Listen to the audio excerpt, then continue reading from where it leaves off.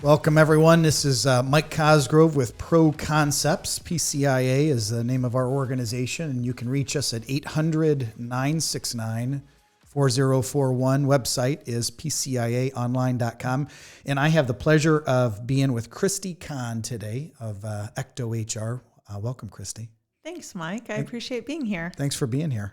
I think you had told me this is your second podcast you've done before. I have done a podcast before, Awesome. But it was not as nicely set up as this. It was over Zoom, so Oh, it okay. wasn't as slick as this nice setup. Sure. Speakeasy. Speakeasy is the name of this company that does the podcast for us, and as well as some other social media type things, and they do a pretty nice job. They do. The space actually back in the day here in Brighton used to be the old teacher store. And so my wife being a school teacher, we were in here many a times. And so it looks very different than it used to Awesome. back in those days. So, so welcome. Glad to have you.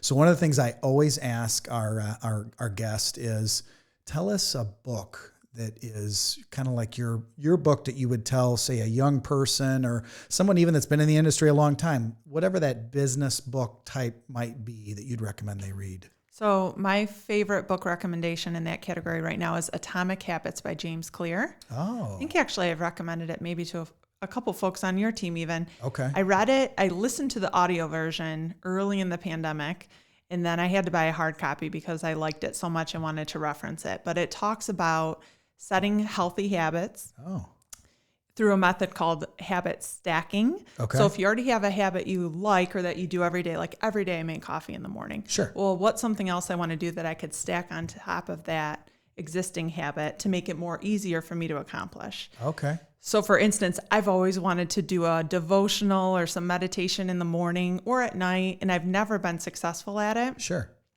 During the pandemic, and maybe it's because I had a teeny bit more time, I just stacked that habit with something I already do in the morning, which is stretching. I always stretch in the morning. So now I do my stretching, and I have that habit of doing a devotional or some quality reading when it's quiet in the morning. Sure. And I've successfully formed a habit. And the book also talks about breaking bad habits too. So Wow. it's something that is good to reference and go back to. Okay. I think it's good for people of all ages. So my Atomic gosh. Habits by James Clair. Awesome. I have not read that book. So Yeah. that's one I got to add to my Great. list. Sounds good. Very cool. Yeah. So 30-second commercial on Ecto HR. Tell us, I mean, we work very closely together. Christy works with all of the staff at PCIA, but I'll let you do the 30-second commercial if you would. Sure thing. So Ecto HR is a human resource outsourcing and consulting firm based here in Brighton, and we do HR for small and medium-sized businesses. Usually they're privately held. We have quite a few relationships with municipalities or quasi-governmental entities, and we do full-service human resources, but we also do project-based work. So sometimes we are assisting maybe an overtasked controller, office manager, or someone who had HR kind of dumped on them, or it's not their expertise or area of focus. And other times we serve as the full HR office. You know, I have several email accounts for clients in my own inbox because I act as their HR office. So we kind of run the gamut based on the client's needs and our ability to serve them. So benefits administration, recruiting, policies and procedure updates, employee relations, Awesome. payroll administration, you name it. So I'm very familiar because we do everything with you all, and Ecto takes good care of us, and Christy, you specifically take really good care of us and help us with things. You help us with our reviews, Thank you. with the staff and everything else, and so it's a great company. And Steve Williams was on a number of podcasts back. I forget what our topic was, but I think it was good. I don't know. I think, it was one of your first ones, I think. It was one of the first ones. It was good. And so today we're talking the 9 ways to maintain your professional etiquette in a less professional world. And I think, when things changed a couple of years for all of us as a United States, but as a world with COVID and those types of things, I think things have changed and people have become perhaps more relaxed than they should. And so we're going to talk about the 9 ways that people can readjust, I guess is maybe a good way to say that. Yes, I think that's a a great way to phrase it. So Christy and I came up with a nice outline of some different talking points, of course, that we want to bring up. And so the first one we've got on here is appearance. So what would you say in regards to appearance, Christy? So I think appearance still matters. We certainly have gotten more flexible over time. Sure. I remember my first job out of college almost 20 years ago now. I had, and even a job in college, I had to wear pantyhose and closed-toed shoes and a structured suit. And even, fun fact, I worked at Walt Disney World in college, and I could not wear hoop earrings, was not in the dress code. Because they had a specific appearance, right, that you had to uphold. I didn't know that about Disney World, by the way. That's very cool. Yeah, so that's my little known fact. It was an internship in college, and it was a great experience. Learned a lot about customer service. Guest service. Sure. But they had a lot of standards around appearance, right? And not every business has a super defined or clear-cut dress code, and that's okay. Sure. But I think over time we see that those boundaries start to creep a little bit. And for employees of all ages, it's not just necessarily the younger folks. They need to be reminded of what's important and how do you rein it back in. Sure. So I think it's still always best to err on the side of being overdressed than underdressed. Sure. And keeping in mind little things like, I noticed this with my own, is your shirt tucked in? Are you wearing socks? Steve is funny about socks. He'll be like, why are they wearing socks? Are your shoes clean? How are you presenting if you're going to a new client? Is your car clean? I'm not always good about that living on a dirt road, but just things you got to think about your appearance. And we know that there's more to a person in a business than how they look, but presentation is important. Absolutely. So talking about appearance, here's what I think in regards to our office building.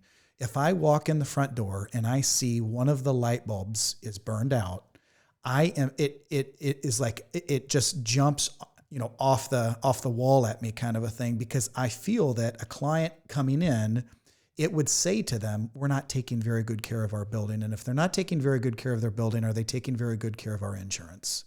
And we work with very, very highly intelligent, astute individuals in the law, CPA, architect, engineering, professional services world. And everyone is expected to bring their A game. Mm-hmm. And I think appearance, just from how we're, dressed, is our shirt ironed, all of that kind of stuff is very important. And I think people have gotten more relaxed. And I think we kind of need to bring that back, and at least from the waist up. I mean, if you're on a Zoom, waist down, wear your pajama pants if you want, right? But anyways, I think that's, I've also noticed, pre-COVID, I always wore a sport coat. I didn't necessarily wear a tie. I think a lot of firms have gotten away from wearing ties. Always wore a dress shirt and a sport coat. And then if I walked in and my client had, say, like a polo on, I've got a polo on today, but a polo or something, I can take the jacket off, I can roll up my sleeves, and now I'm kind of more in that same casual, comfortable feel. Yes. So, and I think that's a good strategy to mirror your clients and know, what their expectation is. Sure. It may make a client very uncomfortable if you go in a 3-piece suit and they're wearing khakis and a polo shirt, or, so kind of knowing your audience and dressing for the occasion. We always say dress for the business of the day. We have a lot of clients who are construction focused. So I ran into an issue several years ago where I had to go to a construction site to do a investigation for an employee, a serious issue, and I didn't have closed-toed shoes on me. Oh. So now I always try to have closed-toed shoes in my car, because that's important, right? Sure. That's a safe, not only an appearance thing, but safety. Absolutely. So there's lots of components to think about when it comes to appearance. Sure. Yeah. So the appearance is the first thing they see. The second thing that we typically do, if people are still doing this, I depending with COVID and that, but is the handshake. Yes. Right. So what do you say about handshakes? So I remember in college, I went to Western Michigan University and have a degree in business administration. They taught us how to shake hands in college. And we were the same way in college. I mean, it's an important thing to do. And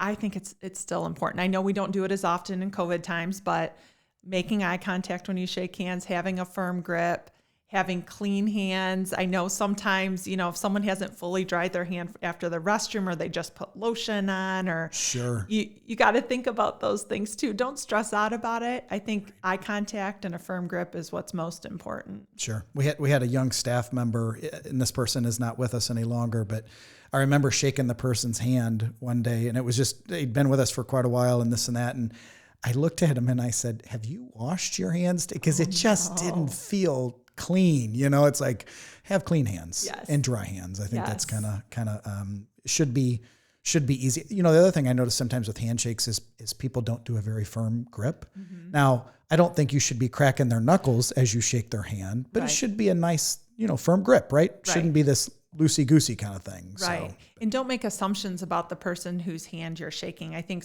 I've had lots of people, usually men, accept my hand like very delicately, and it's like, oh no, I'm going to give you a firm handshake. Like, you don't have to be good dainty for you. Here. That's how we raised our daughters. So don't. Even if I were delicate, that's not how you shake hands. So. Right. I love that. I love that. All right. So let's talk about, obviously communication verbally is one thing, but what about body language? Body language is so important. So I think nonverbal communication makes up 93% of the message we're sending. So words are absolutely important, but are you making eye contact? Are you positioned towards the person you're speaking with? Are you distracted? I think actually in the world of Zoom and virtual meetings, this has become even more important because you can be, I'll look at my Zoom camera, but then I'm also looking at my cell phone, or I got my email up on this other monitor. Sure. So it's always something that you need to be mindful of. Is your body language suggesting that you're present and engaged? Or are you sending a contrary message? So, something I always share about Zooms, I find interesting when you're on these Zoom calls and say there's 10 of you on a Zoom call together. Mm-hmm. If you're sitting there eating, that's a no-no. Yeah. Like, that's not something we should typically do, because what it says to everybody else is, oh, Mike's sitting there eating, so this meeting is not that important. Right. Unless everyone else is eating too, and it's a planned. Unless it's a lunch thing, thing. Snack thing, or drinks or whatever. But for sure. But yeah, so once in a while I've encountered that. I find that interesting. And another thing with the Zooms that I've actually seen come up with clients before is if some people have videos on, everyone should, unless there's some sort of special circumstance, because that also sends a message. Absolutely. Okay, you're good enough to hear my voice, but why can't I see, your body or your facial expressions, right. So if you're going to use that functionality, you should have the cameras on, because it's just, right. I personally think it's a sign of respect. It is a respectful thing. For sure. Absolutely. And that's a great way to say it. It's a respectful thing to have your camera on. Yes. Yeah. And particularly if it's a one-on-one conversation, if there's only two of you and only one's on video, unless it's pre-discussed and there's, again, a special circumstance, sure, it's best practice, particularly if it's a difficult message, or even if it's really good news. You want to see someone's reaction and sure. Get a sense for how they're truly feeling based on their nonverbals. Sure. So something from a nonverbal as well that I always think of is a phrase that was instilled in my family when we were very young, is that people don't care how much you know until they know how much you care. Oh. And I think that your body language, everything you do says to people, do you care or do you not care? Yeah. And if you are at a cocktail party, let's say, and you're talking with an individual, but you're constantly looking over their shoulder and gazing the room, it sends the wrong message that you're not engaged in the conversation. Yes. And I try to be mindful of that, even being on my phone. So if I'm walking into a building, work or personal, I'm conscious of around my kids too. What kind of message am I sending them if I'm standing on my phone and we're doing something as a family? Good point. We have soccer practice tonight and I watch all three of them at the same time. So I've got the rotating head, but I'll probably pull out my phone and do a couple emails. But I don't want them seeing me on my phone when I'm supposed to be watching them. And similarly with clients, right? If I'm approaching a meeting, I don't want to look completely frazzled or distracted going into something with them. Sure. All right. So we've hit the top, the first three, I should call them. What's our next one? I think email's the next one. So making sure that there's several components with email, making sure that the writing is professional, doesn't have to be rigid, but we kind of follow the general rule of thumb, don't make the message less formal until the other party does. So I would always start out with, hi, Mike, good morning, Mike, comma, space, right, complete sentence, you might respond with sounds good or okay, and that's all right with me, but that's the relationship. And then I can be a little bit less formal. Right. I think it's also important to remember, you don't see this as much these days, but make sure you don't have like one of those backgrounds on your Outlook or something that takes a long time to load. Have you looked at your email on your phone to see how your signature line comes through? Is it readable? Do the links work? Sure. That's just another level of professionalism. I can't tell you how frustrating it is to, I'm going to call this person back real quick. I pull up the email, go to the signature line, and their phone number isn't there. And this happens a lot. It does. And I feel like it's gotten worse. I don't know why. I don't either. The only thing I can think of is a lot of people set up their signatures in their computer, on their desktop or their laptop. But you have to do it separately from your phone because usually the phone message is different and it doesn't have to mirror, but if it's consistent, that is very helpful. Or a website or an address, job title, something. Absolutely. So I think that's really important. Absolutely.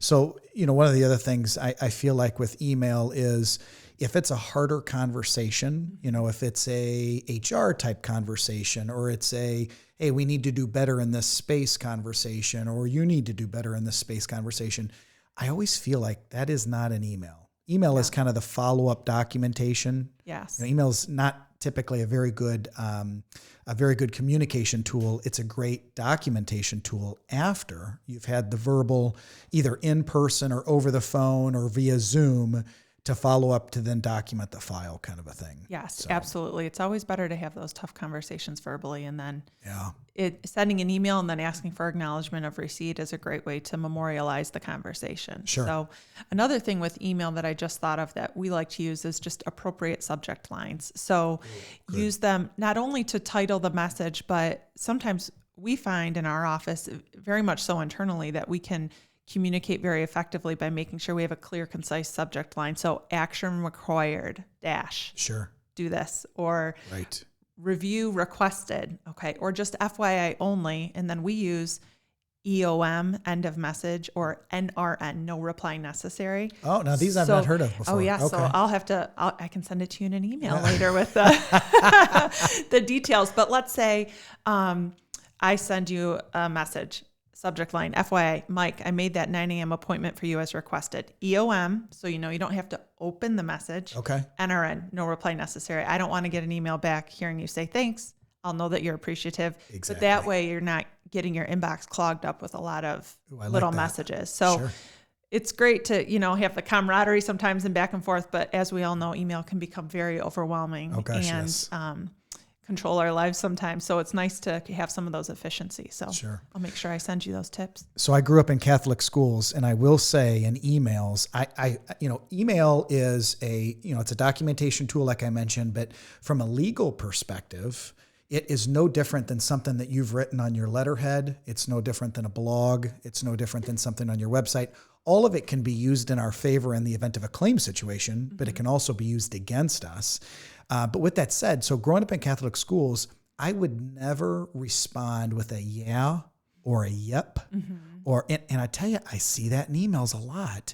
And what I caution people about with that is, while you might be having that conversation with someone you've known for a long time and you're comfortable in writing that way, I would just say resist, because you never know when that email then gets forwarded.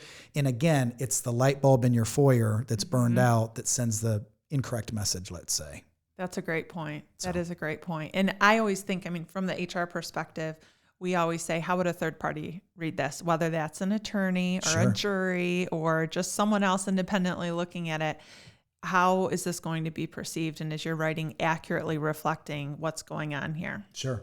So one more thing on email, because we could probably do the whole darn podcast on email. We could. Literally. So length of email. What do you say there? Great point. I think length, it should be as concise as possible. Absolutely. Or if it's going to be very long, have some sort of disclaimer or warning at the top, like, my apologies, this is a long email and here's why, and then get into the details. I would also make sure there's any required action called out at the top instead of at the bottom. Okay. Because it's going to be very hard to keep a reader's attention through, 4 or 5 paragraphs and then say at the bottom, what do you think? Or get back to me on item 1.75 at the very top kind of thing. So, keep them as short as possible and call out any action items at the top. Awesome. Bullet point, number them, anything like that would be phenomenal, right? 100%. Paragraph after paragraph, people aren't reading that. They're skimming for what it is that unfortunately people don't read as like they used to. Yes, or I think I'll get back to that. Like, that one's too long for me to read right now. I'll get back to that. Yeah. All right, so there's our 4. So number 5 is in Zoom and Teams. Zoom and Teams. So I know we touched about this a little bit on appearance, but I think another component of Zoom and Teams is making sure that you're on time and you know your functionality is working.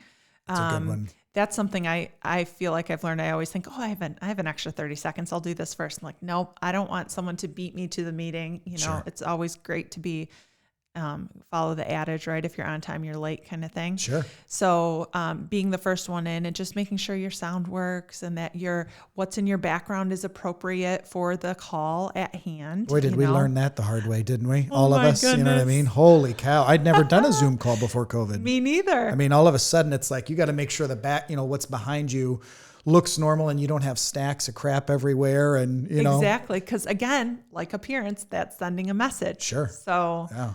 Yes, 100%. I think that's important. Awesome. How about number 6? Number 6. Unless you had something Follow else through. on. Did you have anything else on Zoom and Teams? No, Okay. I don't think so. Thank you for asking. Sure.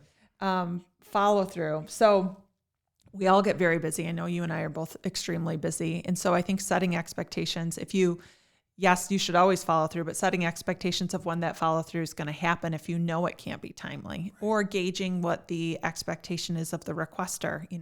I understand you need this by 2:00. I'm actually fully committed on my calendar, no white space until 4. Can I get it to you this evening? Sure. Or when I'm back in the office tomorrow? So setting that expectation so no one's disappointed, and it gives you a little more breathing room to make sure you're able to do a good job, right? Sure. So, and I think another thing with that is, that all boils down to, and again, this was something that was instilled in us as young kids, but, do what you say you're going to do when you say you're going to do it. Say please and thank you, be Yes. polite. Use a smile. All of those things just can change everything. And from a liability perspective, communication is the largest, the number one claim that any discipline I know of, a breakdown in communication, a lack of communication, that's where the claims start to stem from. And that doesn't matter if we're a law firm, a CPA firm, an architectural firm, an insurance agency, you name it, that can fall into, the follow-through piece. absolutely. No, I agree with that 100%. So number 7, I know you and I are both really good about this. And sometimes I feel like it seems like it's old school. And I know I'm older than you, it. Christy, but I'm still kind of Just like, by a little I bit. think we should do this. I think as a society, we should still do this. And so that is send in handwritten notes. Yes. So I think it's super important. And we try to do it consistently within our organization, having nice stationery and putting pen to paper and having a personalized message. Again, this may sound really old school. I love getting a handwritten note, but if it's a very generic message or Right. the space isn't filled out appropriately, or it's just, thank you for the gift. I appreciate that, but could you be more specific? Thank you for the gift of money. Thank you for the Right. gift of towels. I'll use them in my dorm for this, it will remind me of home, or, you shouldn't be picky about a thank you. I realize I might sound a little snotty, but I think if you're going to go through the effort of writing a handwritten note, Exactly. it needs to be meaningful.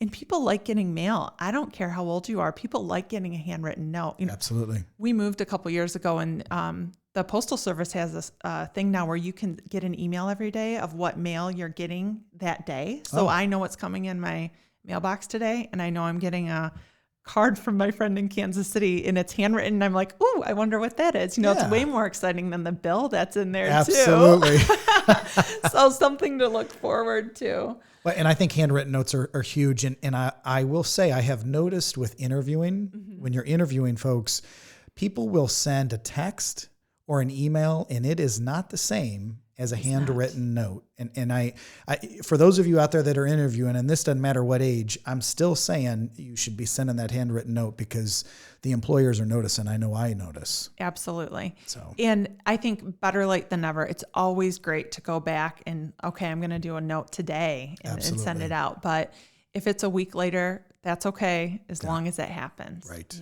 And to make sure the message reflects the note too. Don't write it today and forget to mail it until next week. But if you write it in a week, I'm sorry for my delay. Sure. Here's why. Yeah, exactly. I just think it's really nice. So Absolutely. I think it's one of those things that I think it changes everything. Yeah. You know what I mean? I think it's the way we should do things. So, all right. So how about listening? Listening. So as someone who likes to talk myself, I can hold my own over here at that too. So like I have to remind myself of this. I think I'm capable of listening, but I don't, I may tend to dominate conversation because I always have something to say. So I think it's important to take a genuine interest in the person you're speaking to. Sure. Listen to what they have to say and resist if you have the urge to chime in. I find myself having to say, oh, me too, or I did that, or oh, right. Yes, that one little thing you said reminded me of something that happened 5 years ago. Like I can get distracted on that. So I think it's a great reminder to listen, try to say less than the person you're speaking with, and take what that person is saying to move the conversation along, Sure. to be mutually beneficial. Right. Listening is something that, again, is important in all areas of life, not just at work, at home. Sure. Spouses, children, family members, friends, they all appreciate it when you're a good listener, right? Absolutely. So I think listening is important. Well, and I think if you, if you've gotten into the habit where you feel like you're tripping over the other person's words, Mm-hmm. it's because you're thinking of what you want to say versus really listening. And believe it or not, the other person picks up on that. For sure. Don't you think? I mean, Yes. it subconsciously they pick up that, this person isn't even really listening. They're just, coming up with what it is that they want to add to the conversation. And sometimes I think sometimes what happens there is it's higher energy people that kind of can fall into that. And I personally have to kind of concentrate on not doing that too, because I might get excited about something that you said. And like you said, I want to jump in and be like, holy cow, we went to Charleston and you know what I mean? You should go see this restaurant or whatever. So yes. But listening. So we got 2 ears and 1 mouth. Right. Right. So yeah. All right. And how about number 9? So number 9 is just watching out for others. I think you can always do well in your life when you're looking out for other people, and that can help you be more professional. It will help someone else come along in their career path being more professional. But I think just showing that kindness is important, right? In all areas of life. So if you notice someone doing something that's unprofessional, they genuinely might not know. It could be, just lack of life experience, exposure to the situation at hand. And so being able to kindly navigate or direct them is helpful. And I know that similarly, I would like receiving feedback too, if I felt like something I was doing was not as professional as maybe I thought it was, or my image or words that I was saying were not coming across as maybe it appears I'm intending. So I think just looking out for everyone, understanding that people are coming from different points in their lives and that when everyone needs a friend at a time, right? Yes. And so one thing we've always said to both of our daughters growing up, and I even said this to, my oldest is now in college, is, from one thing that I learned was if I got to the meeting or the class or whatever the case might be, if I was one of the first ones in the room, my anxiety goes down because there's not a bunch of people. Mm-hmm. Whereas if I walk in and there's lots of people, my anxiety's up, I feel more uncomfortable. And then secondly, if you get in there early, what has always helped me and also helps others, I think, is that when you see that person walk in that you can tell they feel uncomfortable, and all of a sudden you're like, hey, you want to sit by me? And and then you start that conversation and it puts them at ease, it puts you at ease, and it's a win-win for everybody. So I've always kind of said to both of my daughters, just watch out for other people, because sometimes people need a friend, and it could be that one little circumstance that changes everything for them. You just never know. Exactly. You never know. I actually told my oldest, with being our first year in college, a story. So I was always very quiet, typically in high school and even in college. And until I met, and he's still a good buddy of mine to this day, Damon Seyferth. Damon Seyferth sat in front of me in, I think it was math class. This is terrible. I should remember this, but this was in college. And I remember always sitting there thinking, because this guy knew everybody knew him, And he turns around one day and he goes, hey, what's your problem? And I go, what do you... My body language must have been off or whatever. And so we just start, shooting the breeze about something. He goes, hey, I'm having some people over tonight. You want to come? And I think that was a defining moment in my life, because I didn't want to go, but because he had reached out, probably because he could tell I felt uncomfortable in the classroom, I went, and it changed everything for me. Something. We ended up joining a fraternity together in college and this and that, and still him and his wife, and they've got amazing family and kids and all that kind of stuff. They live in Valdosta, Georgia, but that was a defining moment in my life, and I think it can be that little thing that changes people. So, yes, yeah, that's a great story. Yeah, and I think it's an important reminder. Sure, for everyone. Right. So how about we'll leave it at this with how about Dale Carnegie, because we've got that under watching out for others, and I can't remember. Have you done Dale Carnegie? I haven't. Okay. We have sent several people in our office, and I think they found it beneficial. Okay. I've participated in some Dale Carnegie-esque trainings before, and I do think it's very valuable, helping people understand, how to be comfortable, how to approach Sure.